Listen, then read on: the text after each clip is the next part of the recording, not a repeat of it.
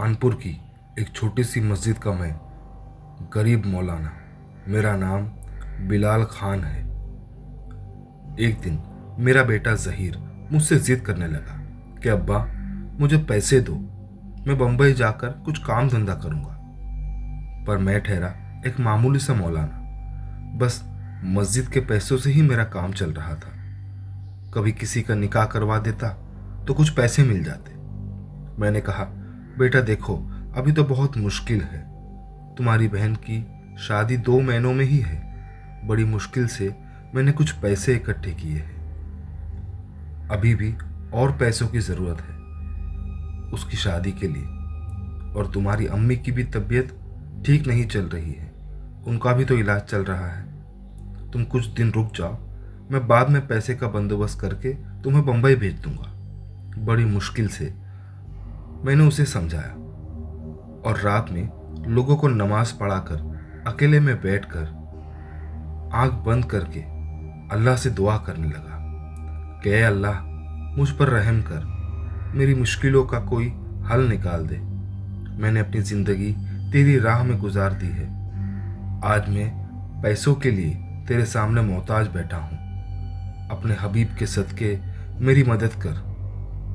आमीन कहकर मैंने बस आंख खोली ही थी कि मैंने देखा एक नौजवान शख्स मेरे बाजू में बैठा है। मैंने उससे पूछा, बेटा नमाज हो गई? उसने बस मेरी तरफ देखा पर कोई जवाब नहीं दिया। उसका चेहरा एकदम चमक रहा था और उसके पास से ऐसी खुशबू आ रही थी जिससे मैंने अपनी जिंदगी में कभी सूंघी ही नहीं। वो खुशबू से दिमाग को सुकून मिल रहा था।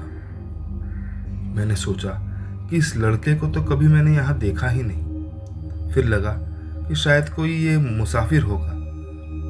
फिर मैंने उससे कहा कि बेटा, जब नमाज पढ़ लोगे तो जाते वक्त मस्जिद का दरवाज़ा बाहर से बंद कर देना। उसने सिर्फ मुंडी हिला के इशारा किया और मैं अपने घर चला आया, जो मस्जिद से लगकर ही था। मैं बस खाना खा के लेटा ही था कि मुझे नींद लग गई। सपने में मैंने उसी लड़के को देखा जो मस्जिद में मिला था। उस लड़के ने मुझे पीले सूखे हुए कुछ घास दिए। उसके बाद मैंने देखा कि मैं कहीं बैठा हूं जो एक वीरान जगह है, जहां बिल्कुल अंधेरा ही अंधेरा है और मेरे आसपास लंबे लंबे कुछ लोग खड़े हैं जो अजीब से हैं और जिनके चेहरे मैं देख नहीं पा रहा हूं। बस उनकी लाल लाल आंखें चमक रही है। मेरे आसपास ढोल नगाड़े बज रहे थे और मैं उन लोगों से डर रहा हूं। फिर अचानक उनमें से एक लंबा सा साया मेरे पास आया और उसने मेरा हाथ पकड़ लिया और फिर डर के मारी मेरी आंख खुल गई। तभी किसी ने जोर से दरवाजा ठोका। मैंने घड़ी की तरफ देखा तो रात के 3 बज रहे थे। मैंने सोचा, अरे इतनी रात में कौन आया है भला? कौन दरवाजा ठोक रहा है?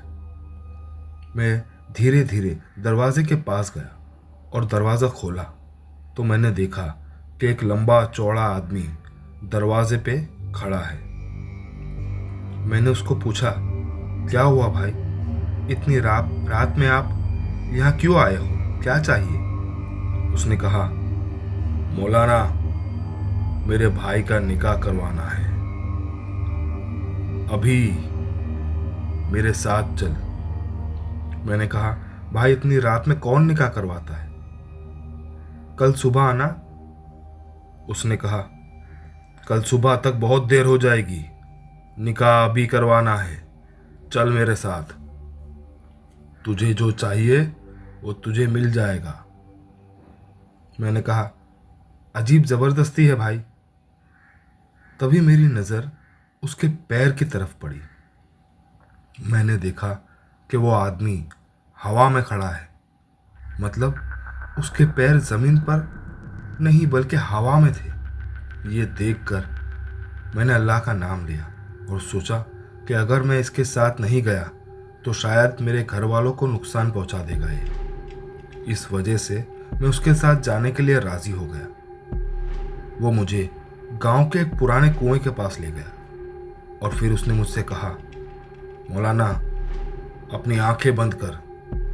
मैंने आंख बंद कर दी और जब आंख खुली तो मैं कोई अजीब सी दुनिया में था जहां बिल्कुल वीराना था, अंधेरा ही अंधेरा, और मेरे आसपास लंबे लंबे लोग खड़े थे और वहां ढोल नगाड़ों की आवाज भी आ रही थी, जैसे मैंने सपने में देखा था। फिर अचानक से मेरे सामने वो लड़का आया जिसे मैंने मस्जिद में देखा था। उसने मुझसे कहा, मौलाना साहब, मैं आदमजाद नहीं, जिनजादा हूं। मेरा नाम जिन शमसुद्दीन है। मैं इस कबीले का सरदार हूं और आज मेरी शादी है। मेरा निकाह करवा दीजिए। ये सुनकर तो मैं एकदम डर गया कि कभी ये जिन लोग उन्हीं की दुनिया में मुझे रोक ना ले। मेरे पास हाँ बोलने के अलावा कोई चारा ही नहीं था। मैंने उसका निकाह करवाया। वो इतना खुश हुआ कि उसने मुझे एक लाल पोटली दी जिसमें वही सूखी हुई घास थी। उसने कहा कि ये पोटली आप घर जाकर ही खोलना। वो अल्लाह हाफिज बोलकर चला गया, पर जाते वक्त उसने अपने भाई को कहा, इन्हें घर छोड़ाओ। उसने मुझसे कहा, मौलाना आंख बंद कर।